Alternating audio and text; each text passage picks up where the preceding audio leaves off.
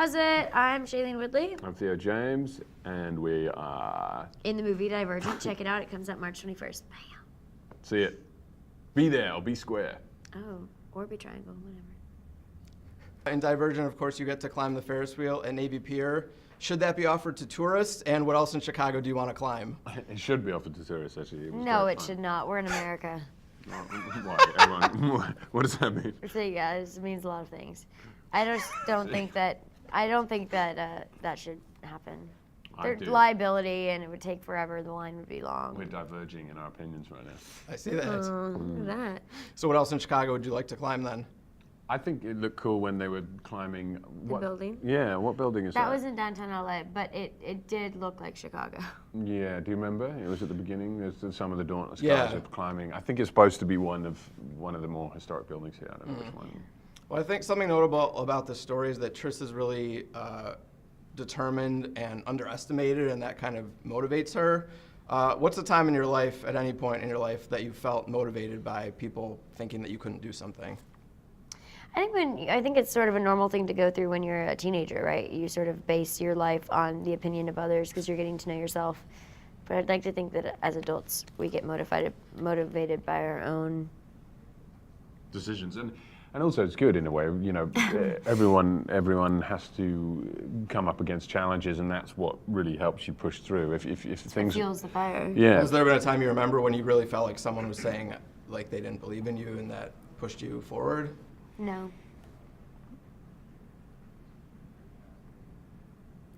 What? I'm kidding. No, I was just being you? weird. I was just staring at you. Do you? I'm trying to think, like, if It's there a was hard really one, any... I have to say. It's a hard one without spilling my innermost soul. But yeah, I mean, there has been times, definitely. I think that's part of kind of growing up in a way and learning, you know, from your mistakes and how you're going to kind of go forward from it. But in terms of specifics, I keep it locked down, brother. Yeah.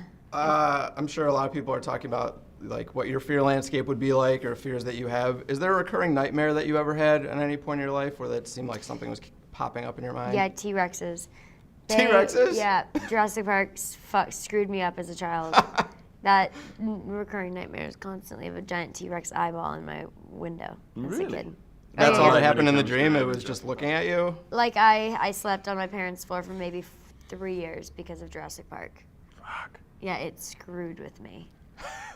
I don't know if it was a nightmare, but I had a reoccurring dream for years that I could breathe underwater. It's kind of cool dream. Whoa, Yeah, that's I sexy. had it Try and all do the that. time, yeah. I may die. Theo the Merman. Yeah.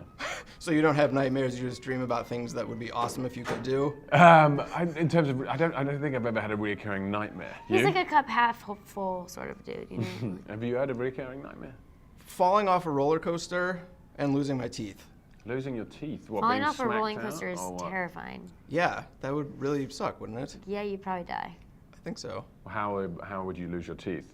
You just like put your hand in your mouth and they're all And they're gone. gone. You never had that? I feel like that's a common one. Never. No, never had that. I remember I was playing basketball once, and the guy, I watched someone trip, and he forgot to put his hands out.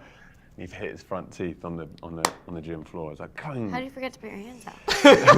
He had That's one. like- That's a good question. He got tripped. It's like instinct. Yeah, tell me about it. That's what we asked when he put his head up, and we were like, "Go!" Anyway. He had a few too many that day. I think the second you guys are on screen together, the electricity is obvious. Shailene, you talked about Theo having that plain old testosterone factor. How much did you feel like you had to dial that down, or you guys had to make sure that the connection wasn't too intense?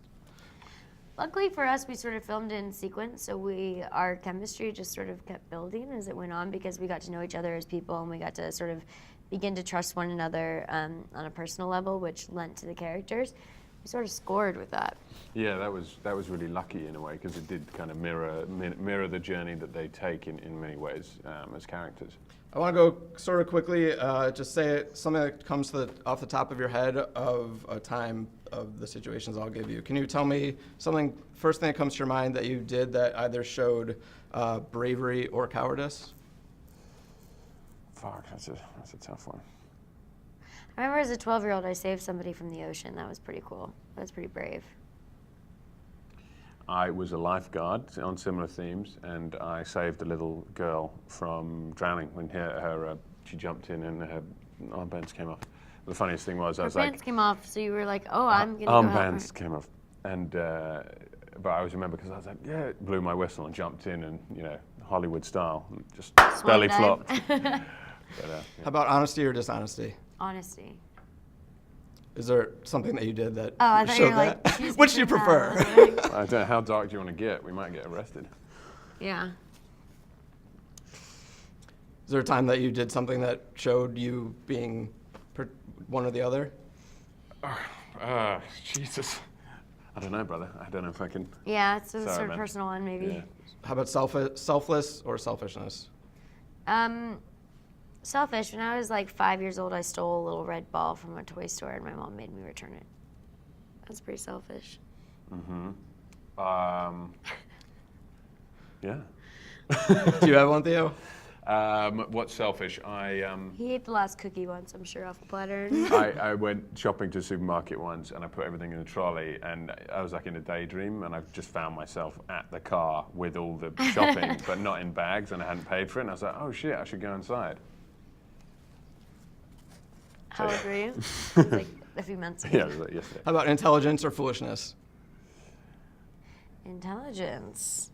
Something smart that you've done? Foolishness happens daily, I've got to say. Yeah, you're pretty foolish, like in the best way possible. Me too, though. I feel like foolishness is goofy. Yeah, there's lots of foolishness happening. And lastly, peacefulness or conflict?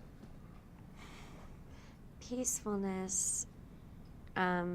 Just like being there for people. Family, I think, is important. That would be peacefulness. Yeah. I'll give you a few options. Feel free to take advantage of which either one you want. Can you either tell me a joke, rap part of a song you know the words to, or sing your favorite TV theme song? Okay, what is Einstein? I always say Einstein. What is Beethoven's favorite fruit? What? Banana, banana, banana. You mean Beethoven? Is that what I said? What did I say? Yeah. I said Beethoven. Did you? I said Okay. Einstein first, and then I changed it to Oh, Beethoven. cool. Bingo. But I think Einstein likes bananas too. He does Yeah. like Put it on the bananas record. too. Yeah. Bananas are sterile. Fun fact. They cannot reproduce without human hands. Your turn. Really? Yeah.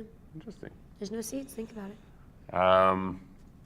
As I walked through the valley of the shadow of death, I took a look at my life and realized there's nothing left because I've been walking and blasting so long that even my mama thinks that my mind is gone. Bam. That was really good. Sexy. Yeah, there we go.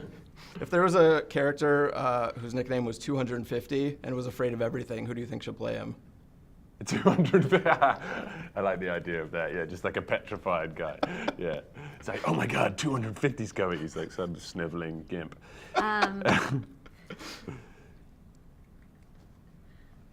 Miles Teller. Do you think he would have been good for that role? Miles Teller or Paul Giamatti or Matthew McConaughey. It would definitely be between the three of them. Matthew McConaughey. Good That one. would be something. Or John Travolta. 250. I think we should put him in the book. I think that he should be in the next movie, shouldn't he? Put him in the book. They're written, dude. Is that it? Super fast, before I run out of time, would you rather get eaten alive or be burned alive?